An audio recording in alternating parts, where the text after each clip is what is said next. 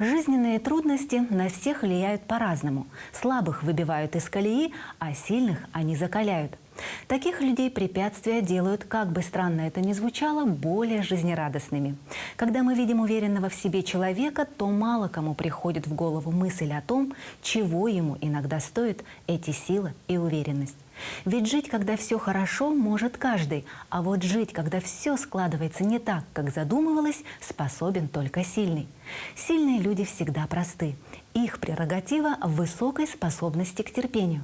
Именно о таких людях и пойдет речь в нашем сегодняшнем выпуске. Мать и дочь, чьей стойкости может позавидовать каждый. Их не сломили ни потеря отца и мужа, ни страшная травма дочери, после которой были ампутированы руки. Наши героини – мужественные женщины. Не зря говорят, сильный человек – это не тот, у которого все хорошо. Это тот, у которого все хорошо, несмотря ни на что. Анастасия Диадорова, серебряный призер летних Паралимпийских игр, чемпионка мира и Европы, заслуженный мастер спорта России по плаванию среди спортсменов с поражением опорно-двигательного аппарата. После травмы, которую Настя получила в 3 года и о которой она не помнит ровным счетом ничего, ей были ампутированы верхние конечности. Ее руками стали руки матери, самого родного и близкого человека, Людмилы Николаевны. И это не просто руки, это 2 крыла, позволяющие летать обеим не только по разным странам, но и летать от счастья и успеха, которые они, безусловно, заслужили. После 93-го года, как случилась трагедия, после этого я прочитала значение имени Анастасия. Это воскресшее греческое имя. Она воскресла после такого удара током, поэтому решили переименовать. Но муж тоже был не против. Вот так у нас родилась как вторично, что ли, Анастасия. Для нас она всегда Кроша. Вот она наша Кроша. И этим именем очень многие ее знают. Я непроизвольно у меня вырывается я говорю: Кроша, давай, ты где там, или еще что-нибудь. Поэтому даже в команде, по-моему, многие знают уже это.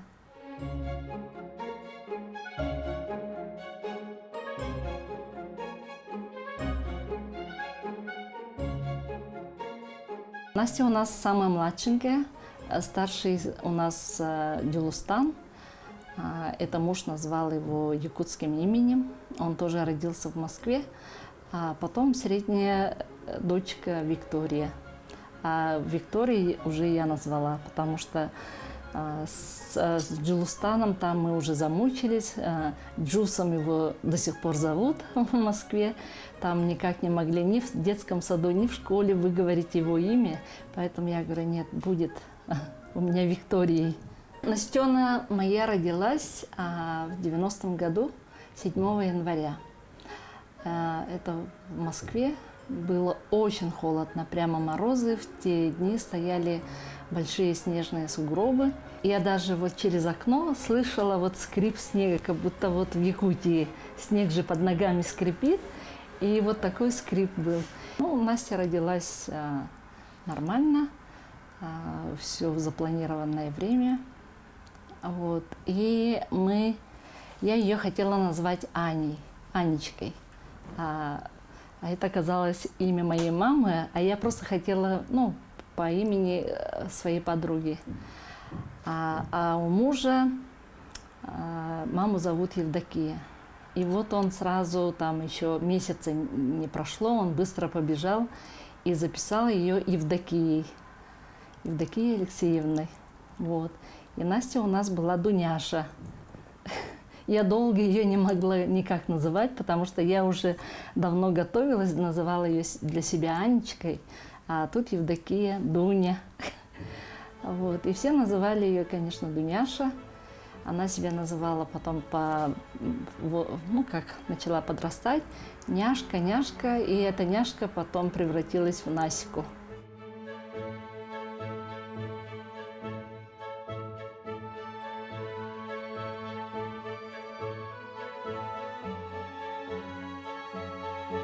Меня когда спрашивают, откуда ты родом, я всегда говорю, что я из Якутии. И вот меня в последнее время очень часто начали поправлять и говорить о том, что ну, ты же родом из Москвы. Вот я говорю, нет, все равно. В Москве я оказалась после окончания школы, Тенгулюнской средней школы в 1978 году. И там вот как раз у меня отец строитель, прораб, он в деревне там построил очень много объектов в свое время. И вот как раз 80-е годы, вот Олимпиада, Московская Олимпиада, там вот эти все время по телевизору показывали такие вот строительства, там такие размахи. И мне прямо захотелось стать строителем, и я поехала поступать в строительный институт. Так юная Людмила поехала в Москву осуществлять свою мечту. Закипела и забурлила студенческая жизнь. И однажды на одном из якутских землячеств произошла судьбоносная встреча с будущим мужем. Ну, мы просто вот познакомились. Я уже знала, что этот Теодоров, успешный борец, в то время был действующим спортсменом, уезжал на сборы, на соревнования. И вот получается, мы с 1979 года мы были знакомы, а потом я как-то его стала вот, отмечать других ребят. Спортсмены всегда популярные, за ними девочки там бегали табунами, и они были очень популярны. Я его так издалека симпатизировала, любила. Я его очень полюбила и очень долго добивалась его. Я помню, мне кажется, это был такой момент, когда он лежал, у него гланды вырезали, он лежал в госпитале. Я вот туда приехала, я вот даже помню с корзиночкой, и там фрукты и газеты. И я вот пришла, я как красная шапочка с корзинкой, с этими своими гостинцами. Вот, и мы там, ну вот сидели, кушали, разговаривали, а он тогда жил с другой девушкой. Вот, а потом я через несколько дней услышала, что эту девушку он проводил. В общем, вот такие страсти были. Он такой был, такой красивый, наверное, был, хороший, что все вот его добивались. А потом он, конечно, меня же полюбил и все время говорил, вот до конца своей жизни говорил, что мое богатство – это моя жена. В любви и согласии прожили почти 39 лет.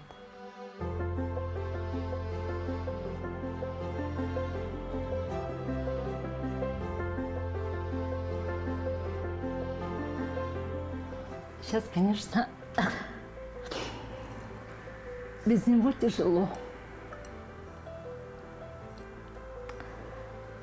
Мы так долго вместе были, что сейчас я завтракаю одна, некого поругать, не с кем вот так поговорить. Разговор с близким человеком – это одно, разговоры с детьми, беседы там с подругами, с приятелями – это совсем другое. Когда этот твой человек, он у нас очень мягкий, я злой человек в семье, наверное. Я детей ругаю, а он самый добрый, хороший, никогда не ругал. Вот. И, конечно, очень тяжело и мне, и детям. Мы еще как-то не привыкли. Еще у нас собака, его собака, он прямо на меня смотрит, его глазами, как будто его душа вселилась.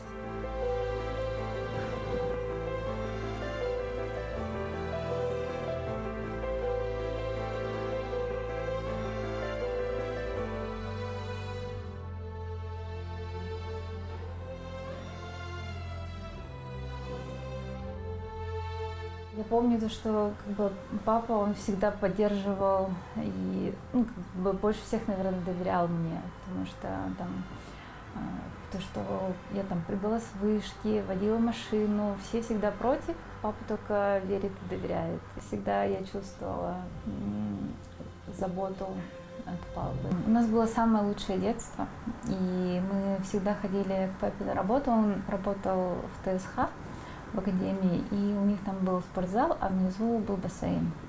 И я научилась плавать у папы как раз на работе. Вот. И он всегда нас брал с собой на тренировки, в зал. Не знаю, как он вообще выносил это, то, что там дети бегают, мешаются. Вот. И мы там в бассейне, я сначала плавала в лягушатнике, и как-то вот у меня так получилось, что я сама научилась плавать и побежала на тренировку к папе с криками на весь вот этот спорткомплекс. Он уже: папа, папа, я научилась плавать.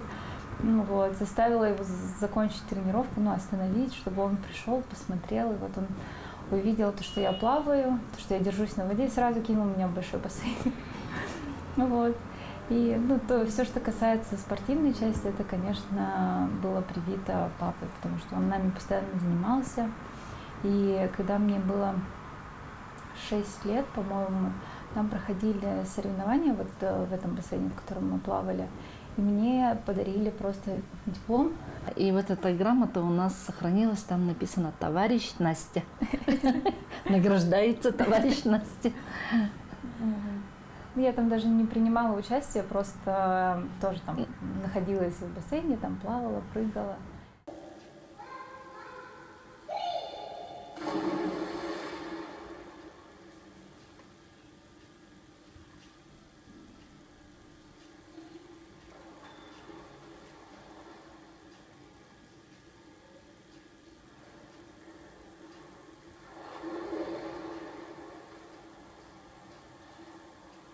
Мы вот когда ездили на протезирование, там все время вот показывали Паралимпийские игры.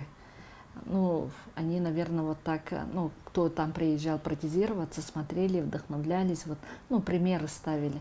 А у нас же тогда в стране инвалидов не было, никто ничего не показывал, никакой информации не было. Вот, поэтому я там увидела вот эти стадион, легкую атлетику, я думаю: ой, Настя могла бы стать бегуней там. Планировали так. Но к этому особо никаких усилий не прилагали, потому что нам казалось, надо сначала подрасти, там, окрепнуть, потом пойти заниматься. Но вот судьба сложилась так, что вот пришли в плавание. Как я попала в спорт? Я ходила в реабилитационный центр, потому что у меня был сколиоз, и мне назначили плавание. А там был маленький бассейн, где-то метров 10 на 10. И в Москве проводили соревнования для детей с инвалидностью со всех районов города Москвы, приглашали туда. И вот я, там еще пару ребят с нашего реабилитационного центра поехали на эти соревнования. Я там заняла 2-е место, и меня уже заметила тогда тренер и пригласила к себе в спортивную группу.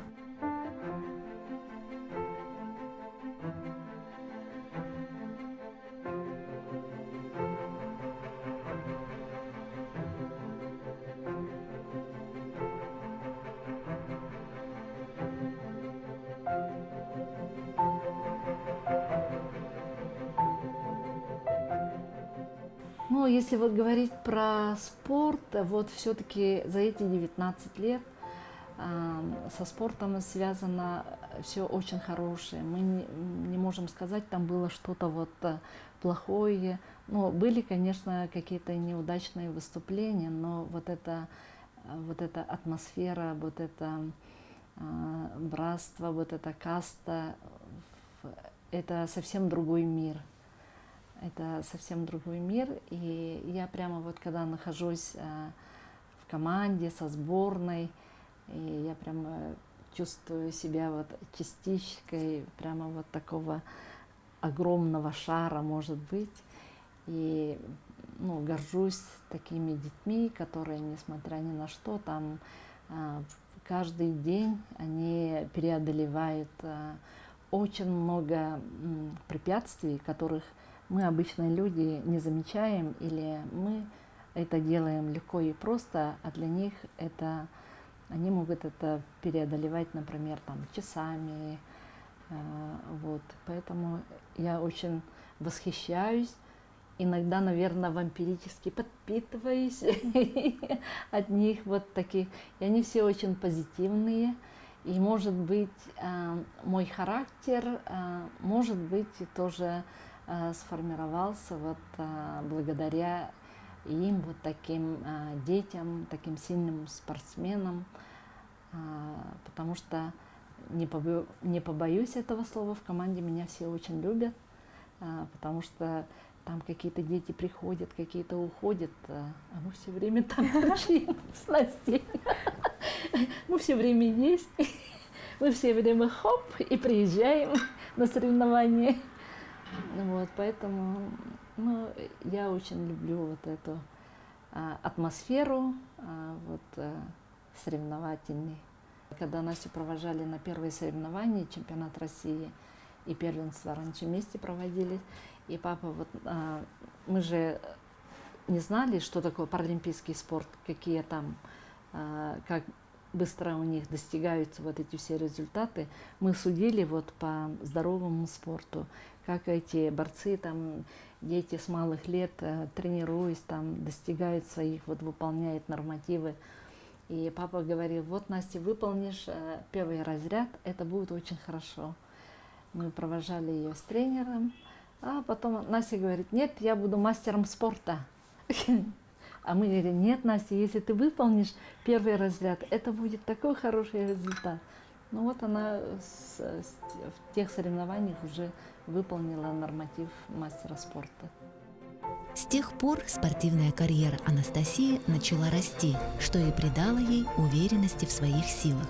Например, участие в Паралимпийских играх в Греции, городе Афины, дало ей понять, что она хочет быть частью большого спорта. Так Настя оказалась на очередных Паралимпийских играх уже в Пекине, откуда привезла свою самую дорогую на сегодняшний день медаль. Получается, самое ценное — это вот как раз с Пекинской Паралимпиады серебряная медаль. Это получается медаль самого высшего достоинства, которое у меня есть. Вот. Но это такое прям был праздник, потому что, во-первых, в Китае очень классно организовали соревнования, и туда приехали вот как раз почти вся семья, кроме папы. Было очень здорово то, что вот прям это был действительно праздник спорта, и там было очень много тоже смешных моментов. Гидрокостюм мне заказывали, который привезли из Англии, и вот как эстафетную палочку сестра забирала у, получается, тети, да, и она через весь Китай на велосипеде везла его мне в бассейн, и потом вот мама уже передала мне в бассейн этот гидрокостюм, в котором как раз я завоевала серебро. Там была предыстория насчет гидрокостюма, сейчас я тоже вспомнила. Короче, они перед стартом сдают на проверку вот гидрокостюм, на надпись, там, проверяют, годен или не годен, может ли выступать или нет. И Настя вот сходила на проверку, гидрокостюм положила к себе на кровать, а утром, вечером уже готовятся, вот рюкзак готовят, а гидрокостюма нет. Они обнаружили это в бассейне, когда уже пришли тренироваться. По всему Пекину вот ездили в спортивные магазины, но там было все не то размер, то фирма, то совсем какие-то там купальные вот эти были гидрокостюмы.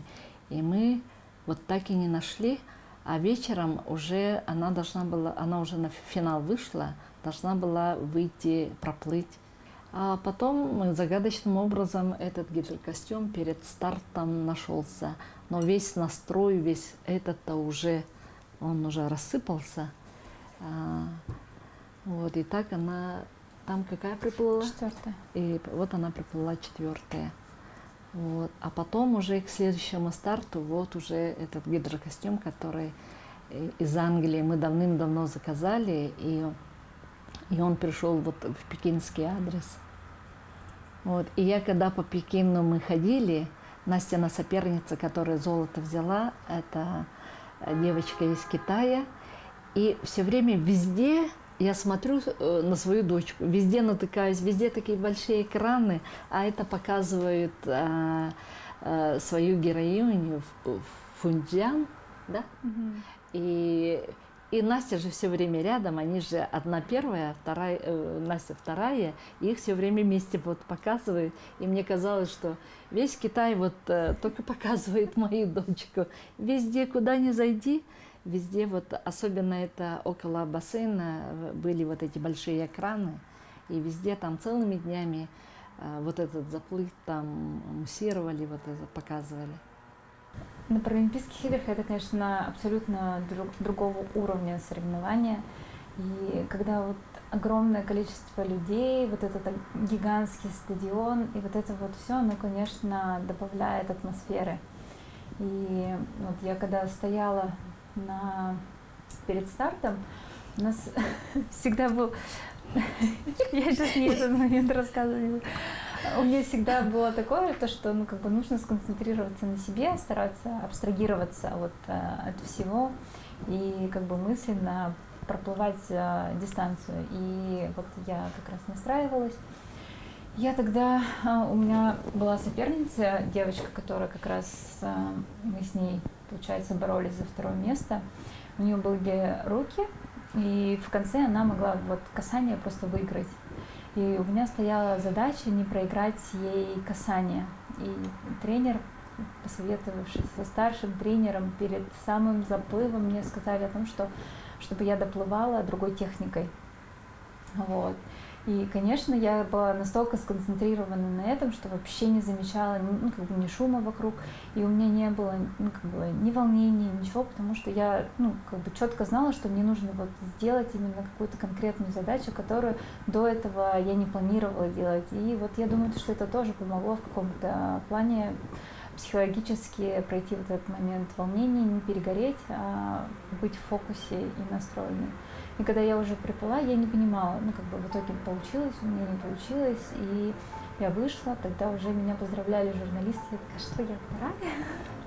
Вот, меня там же тренер поздравляла, очень классно было. И я там относительно недавно смотрела интервью, я удивилась словам, которые я тогда говорила, и у меня было такое, что самый кайф, когда тебя трясет на старте.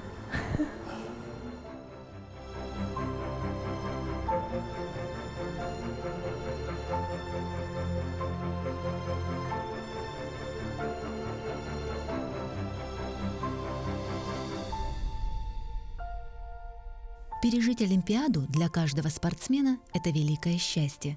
Чувство приятного волнения переполняет любого, кто соприкасается с удивительным миром спорта. Но и в обычной жизни встречается немало загадочных и даже мистических случаев. Так было и в жизни наших героев. Об этих увлекательных моментах нам рассказала присоединившаяся к беседе двоюродная бабушка Насти по материнской линии. После пенсии я училась в Суджук. Суджук академия находится в Москве. И вот Настенька, мы приехали один год 7 января, как раз день рождения Насти. В это время, как раз январь, начались святки. Обычно якуты любят блюдца крутить. Вот так берут его там... Здесь мы на ватмане написали, нарисовали все и пригласили Аюнского. Это было нечто. Аюнский все время разговаривал с нами, и все время он обращался к Насте. Настя в то время только начинала сдавать анализы, чтобы проходить на плавание. На плавание ходить, там медицинская справка и прочее.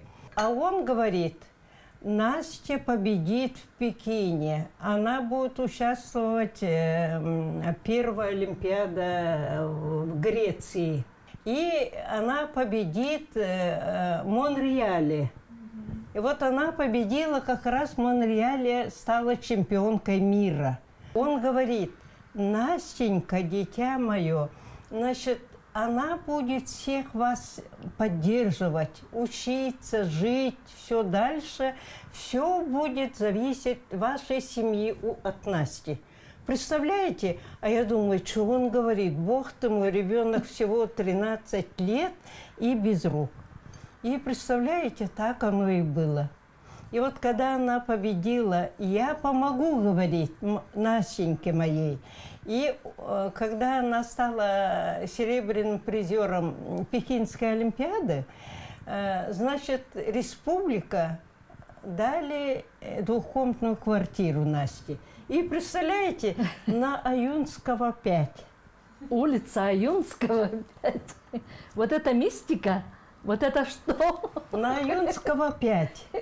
И вообще, вот то, что он предсказывал, да вот сейчас мы недаром с Настей занимаемся. Ну, я вот судоком занимаюсь, а Настя занимается кинезиологией. Когда нас не допустили в Рио в 2016 году, как бы это был такой первый шок, первый стресс. И вот тогда я поняла то, что в моей жизни есть только спорт, и помимо спорта я не знаю ничего.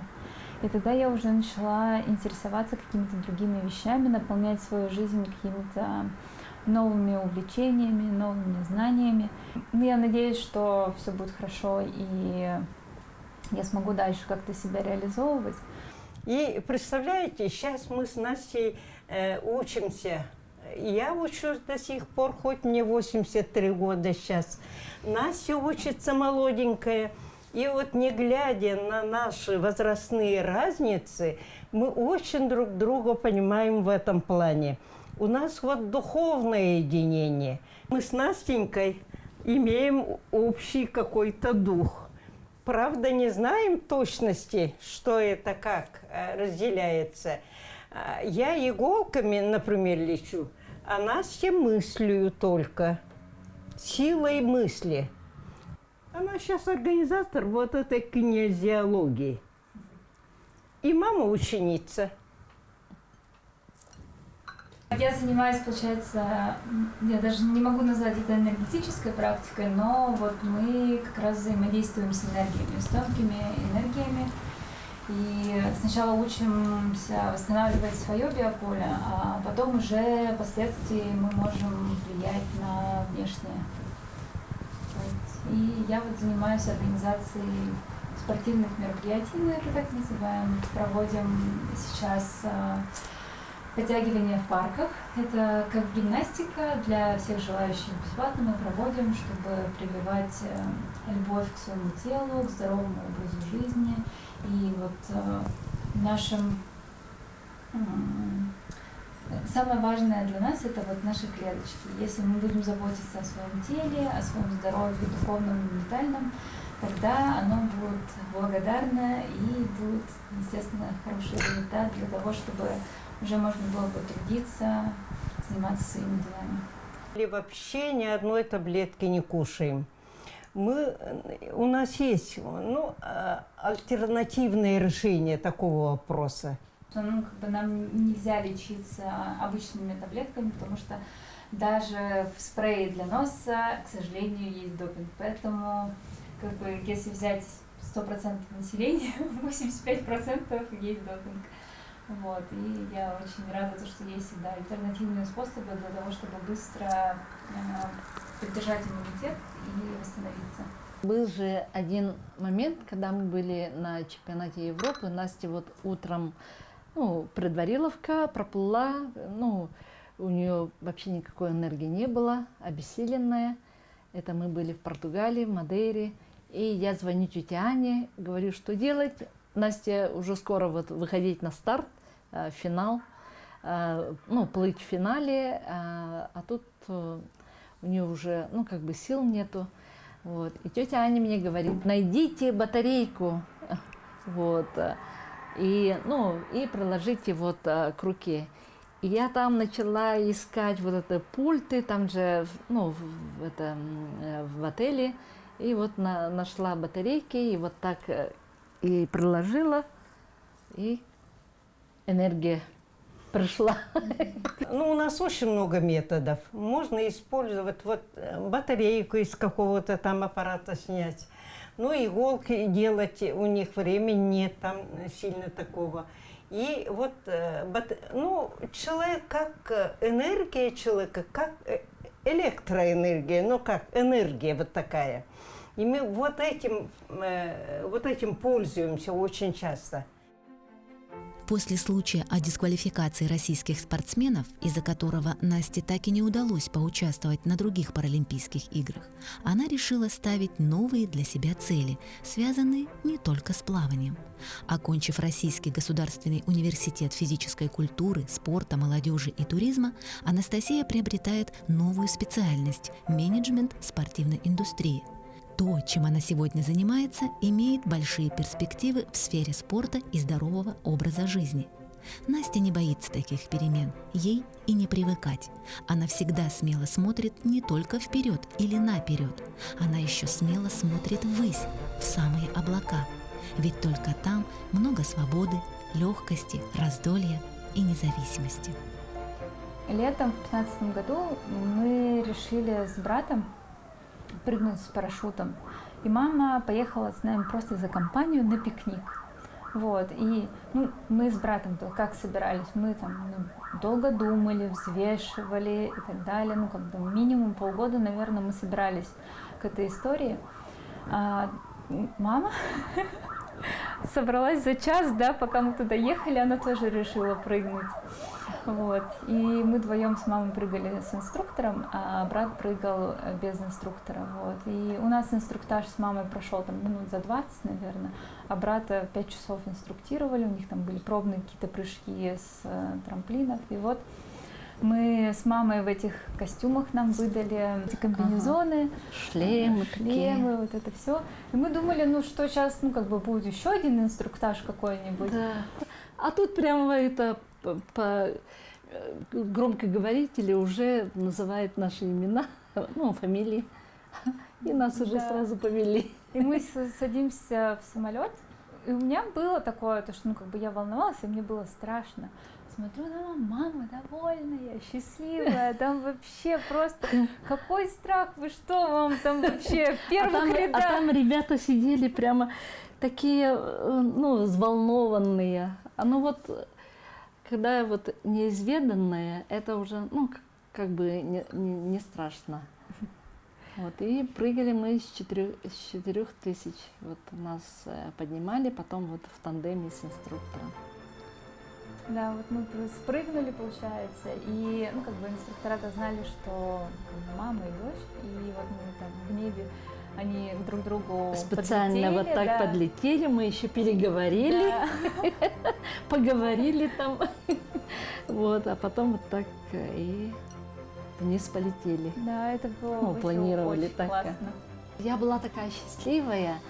И там же какой-то момент свободное падение, там несколько секунд, пока не раскрылось. А там такая звенящая тишина, вообще очень тихо. И это свободное падение, эта тишина. И прямо видимо, люди специально так прыгают, чтобы из себя там что-то чтобы вышло, какие-то стрессы, страхи. А я вообще неподготовленная была, и я такой кайф ловила, мне было так хорошо, я такая счастливая, а потом, когда парашют раскрывает, и там уже звуки появляются, пение птиц, эти уже все посторонние звуки самолетов, это мне очень запомнилось. Это так все быстро произошло, то что не успеваешь думать, а запоминаешь именно эти ощущения свободного полета, этого какого-то невесомости, и действительно что-то необычное происходит вокруг. Конечно же, это чувство полета Насте удалось ощутить не без помощи мамы, такой же смелой, экстремальной, отчаянной, как и ее дочь, личности. Безусловно, ею тогда двигали и самопожертвование, и желание поддержать детей, и любовь. Вообще, за что бы ни бралась Людмила Николаевна, она делает это искренне, от души и всегда ради детей. Она вся такая оптимистичная, своим оптимизмом, своим этим хорошим расположением духа, она детей так заряжает. Очень хорошие дети, что сын, что две дочери. То, что старшая дочь, это вообще о ней другая история. Она объездила весь мир, всю планету. Все такие спортивные. Старший сын закончил физкультурный институт. Вот мать, сопровождая дочь, она хорошо плавает. Это вообще мировая женщина. Женщина планеты. Она объездила весь мир. Америка, Перу, Канада, там, ну где только она не была, сопровождая дочь. Она только благодаря ее, Настя обучилась в такой не специализированной или домашнее обучение, общеобразовательной школе училась. Я прямо так благодарна вот Людмиле Николаевне, что она так мужественно, это надо было иметь некоторое мужество в начале. А после одноклассники говорят, Настя Навой пишет, у ней почерк лучше, чем у нас. Вот ребята в классе так говорят, очень хорошо к ней обращаются. Наверное, самое важное, то, что было вообще в целом в нашей семье, то, что, ну, как бы меня всегда воспринимали, ну, как обычного ребенка. То есть у меня там по дому были свои обязанности, я там должна была поливать цветы, пылесосить, там пыль убирать. Вот. Ну и брат с сестрой никогда меня тоже не стеснялись, всегда, если там приходили их друзья, они тоже там меня с собой брали гулять, играть, и как бы все равно в любом случае, как родители, так и старшие братья и сестры, они для меня всегда были примером. Вот, там, например, папа учился в физкультурном, брат учился в физкультуре, значит, я тоже должна учиться физкультуре. Ну, как бы тут логика была у меня такая, то, что все равно хотелось быть похожей на них. Они всегда были рядом, я как бы даже росла и не замечала то, что я как-то отличаюсь от других. Ну, это все благодаря матери. Она вообще чудесная женщина, очень сильный дух. Все это идет от родителей, от родственников. Это от наших предков все идет. Тяга к родине, там, к своему Саялыку. Вот мы дачу называем Саялык. Вот, мы туда постоянно приезжали. Когда дети маленькие были, муж нас туда привозил, оставлял на все лето и сам потом работал, зарабатывал деньги, копил на обратные билеты, и мы осенью уезжали. И вот так они все лето вот, детство проводили в Саялыке, и поэтому они там впитали и якутский язык, и все обычаи. Мы все до сих пор этого придерживаемся. В основном все воспоминания вот из Саялыка, как мы там бегали, гуляли, как нам бабушка с дедушкой, мы уходили вечером играть к соседям, тоже там куча детей, наше поколение вообще почему-то было очень много детей. И вот мы вечером, когда возвращались, нас всегда ждал сорот, там, оладушки, конфетки, печенье. Вот свой Саялык очень люблю. Вот мы сейчас вот и ездили туда, ягоды собрали, погуляли, подышали. Ну, нам очень нравится. Мы прямо там, сейчас особенно в августе, небо такое низкое, звезды можно, вот лестницу поставить и можно рукой достать. Это вообще супер. Мама для меня это как целая вселенная.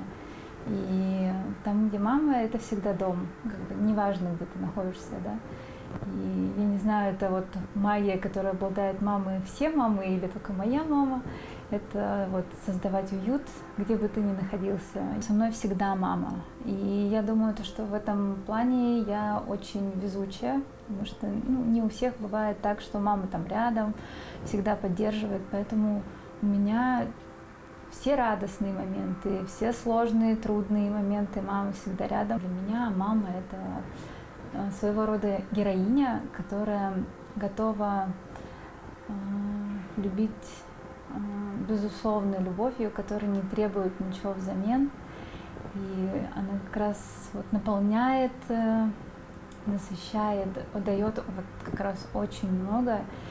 И вот для меня мама — это такой супер главный человек, который всегда готов стоять горой и поддерживать, помогать, заботиться, любить. И вот действительно взамен никогда ничего не прося.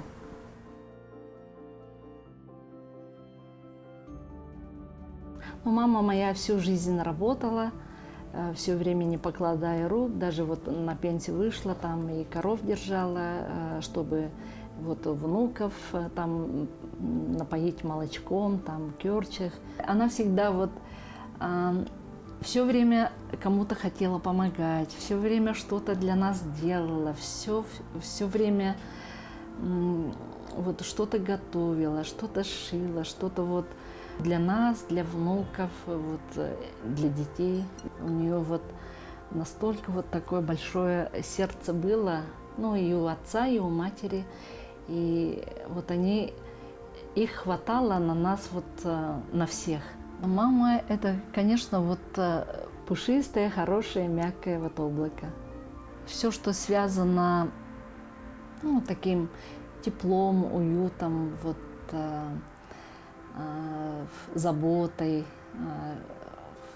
любовью, вот это все мама. Например, я когда потеряла маму, я очень остро ощутила, что я, оказывается, ну, многое не выразила ей, свою любовь, там, ласку. Хотя родители мне очень много вложили, очень много любви, очень много, наверное, вот это, ну, все, что есть хорошее во мне, это от родителей. Рожденный в любви слабым быть не может. Это истина, с которой спорить почти невозможно. Только сам ребенок видел, как сильно любит его мама, потому что только он видел ее сердце изнутри. Наши сегодняшние героини своей жизнью, своим примером и неиссякаемым оптимизмом еще раз показали нам, насколько сильным может быть человек. А они и вправду такие, ведь сильнее всех тот, кто владеет собой. Когда человек что-то теряет, то непременно что-то и приобретает. Так было и здесь, ведь мама, словно ангел, в прямом и переносном смысле слова, подарила своей дочери настоящие крылья. Ну а если вы не верите в ангелов, просто посмотрите в глаза своей мамы.